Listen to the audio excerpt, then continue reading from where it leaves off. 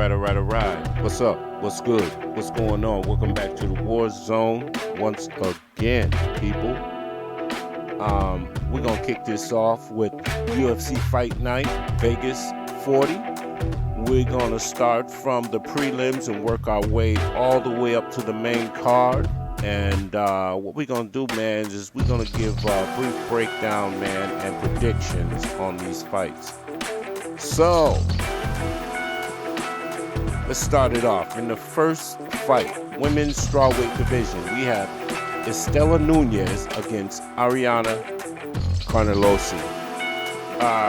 This fight, for me, is a no-brainer. I'm going to have to go with Carnelossi. She's too strong, too good. Much better competition she's faced. Great cardio, striking, ground game. Istela Nunes, despite the record, just isn't on the level of Ariane Carnelossi. So I'm gonna make this one quick. Ariane Carnelossi by second round ground and pound TKO. All right, next up in the men's bantamweight division, we have Danaa Batgerel against Brandon Davis. Tough fight. Davis is definitely no slouch, and he does have a puncher's chance in this fight. He's very gritty. This guy's gonna fight to the end. I just have to give the edge to Danaa Batgerel. He's coming off of two fights that ended in the first round by KO. I believe that he will get this one done. I don't think that he will finish him. However, if a finish does happen, I believe it'll be in the later rounds. However, I got Danaa Batgerel 29-28, but not without a fight. Moving on. In the men's featherweight division, we have Nate Landwehr against Ludovit Klein. I'm not going to spend much time on this one. I truly believe Nate is a decent fighter, but I have Ludovit Klein by first round KO. Landwehr's chin is just not made for the likes of Ludovit Klein. I mean, I believe if Ludovit touches him, he's going down, period. He doesn't have a proven chin. So, real quick, Ludovit Klein by first round KO. Moving on, up the card, women's flyweight division. So, we have Lupe Godinez against Luana Carolina. Now, Sijara Eubanks was scheduled to fight Luana Carolina, but she pulled out due to COVID protocol. So Lupe Godinez is trying to make UFC history. Not only is she fighting at a heavier weight class, but she's making a 1-week turnaround after submitting Silvana Gomez Juarez via first round sub a week ago. If she wins, it will be the quickest 2-0 turnaround in UFC history. I'm going to have to roll with her to get it done. Carolina is taller, rangier, definitely heavier fighter, has the reach advantage, but I don't see her stopping Godinez from taking her down and doing some significant damage on the ground. I wouldn't be surprised if she submitted her.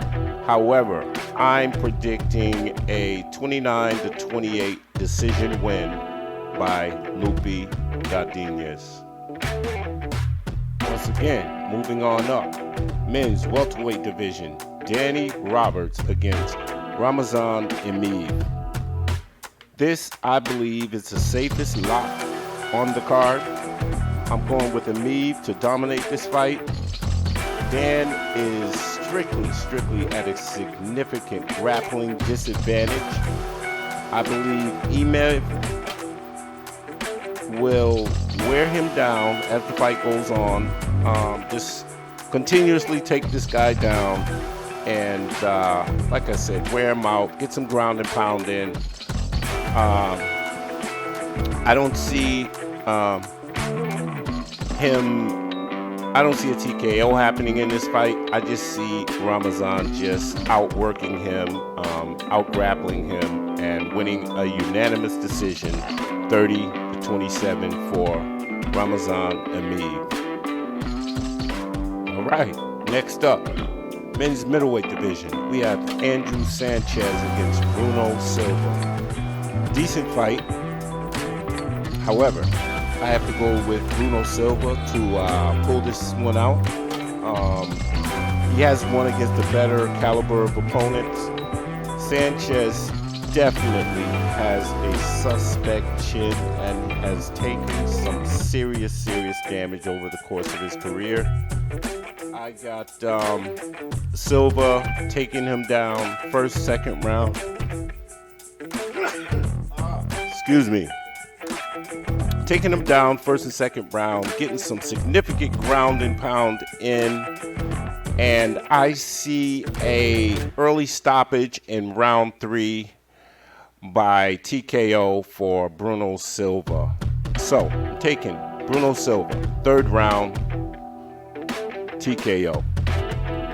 All right, next up, in the men's middleweight division, we have Julian Marquez against Jordan Wright. So, this is a really tough fight to call, but I have to give the edge to Marquez. And I give him the edge because of his durability. However, I wouldn't be mad if anyone has Jordan Wright in this fight. I feel like this will be a slugfest, but Marquez has the chin advantage in this matchup. So, I'm going to be going with Julian Marquez by decision, 29-28, edging this fight out. But like I said, I wouldn't be mad if, I wouldn't be surprised if Jordan Wright pulled this one off himself. But like I said, I have to go with the more durable fighter, and that's Julian Marquez in this one. All right, moving on up the card, women's flyweight division. Manon Fiorot against Mayra Bueno Silva. I gotta go with Fiorot in this one. She's looked amazing in her last few fights. She has power, man. She's got great takedown defense. I think her takedown defense will be key in this fight, along with her heavy hands, man. This girl has heavy hands and she knows how to put them together. I can see Bueno Silva pressing her against the fence, attempting to take her down. If she does take her down, I see Fiorot fighting back to her feet, wearing Bueno Silva down, going into the second round, man, and I see her piecing Bueno Silva up and stopping her in the second round. Mid to late second round, I see Fiorot with a TKO victory in this one. All right, next up, men's lightweight division. We have veteran Jim Miller against Erick Gonzalez. Okay, so, wow, this is a tough one for me to really pick on. Now, we all know Jim Miller, scrappy. This guy is coming in there to throw down no matter what. He is a southpaw as well. Very, very, very gritty. You got to come to fight when you fight a Jim Miller. However, my question is, how much does Jim Miller have left in the tank? Is this the fight that is going to really show the decline of Jim Miller, or does Jim Miller come out and fight like Jim Miller? Now, Erick Gonzalez doesn't have a great resume, hasn't fought high level of competition. However, he's young, new. Can he find a way? So, like I said, man, this is a fight that I believe could go either way. And I wouldn't be mad if you went either way in this fight. However, I'm going to have to go with the veteran because I know where he's been, what he's done, and what he can do. So I'm going to go with Jim Miller by decision, 29-28 in this one. Yeah, because like I said, Erick Gonzalez, I don't know enough about Erick Gonzalez to actually have the faith to pick him in this fight. So Jim Miller by decision. All right, here we go. The co-main event of the evening. In the men's heavyweight division, we have Andrei.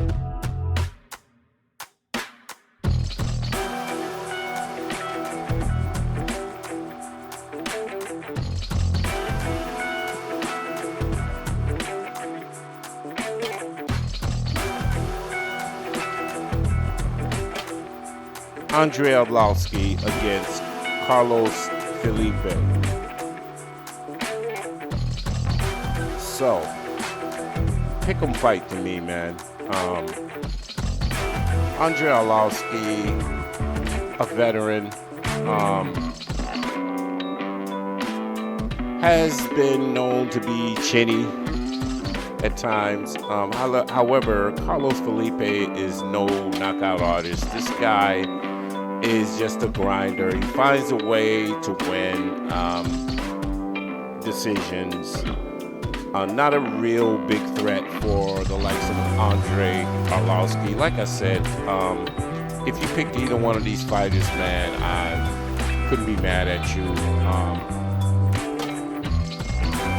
Wow. Now, Andrei Arlovski has the grappling edge in this fight. Carlos Felipe, I think, is just he's gonna make the mistake of trying to outwork Andrei Arlovski, and I just feel like Andrei Arlovski has enough experience, man, to find a way to do what he needs to do to get this fight, get a victory in this fight. I just, for some reason, I just can't go against Andrei Arlovski. That's just me. But like I said, this is a totally winnable fight for Carlos Felipe. But I'm going to take Andrei Arlovski in a close one, 29-28. But once again, people, I cannot rule out Carlos Felipe winning this fight. All right, people, here we are in the main event. Women's featherweight division. We have Aspen Ladd against Norma Dumont. So, this is a tough fight when both fighters are healthy. However, 2 weeks ago, Aspen Ladd almost passed out on the scale, trying to cut 10 pounds. It is a tough fight to call if Aspen Ladd is healthy and ready to go. But if she has to cut weight like she did 2 weeks ago, I'm sure she's closer. I don't know how well she's going to feel in this fight. But Dumont will easily win this fight. She will win this fight if Aspen Ladd is not 100%. Tough fight for Dumont if Aspen Ladd comes in here and she's got energy and she's ready for this fight. Once again, I won't be surprised if you pick either fighter in this fight. However, after what I seen 2 weeks ago, I gotta go with Norma Dumont. I'm going to go with the underdog in this one, man. Because she's strong and this is her natural weight. She's strong and she's at her natural weight.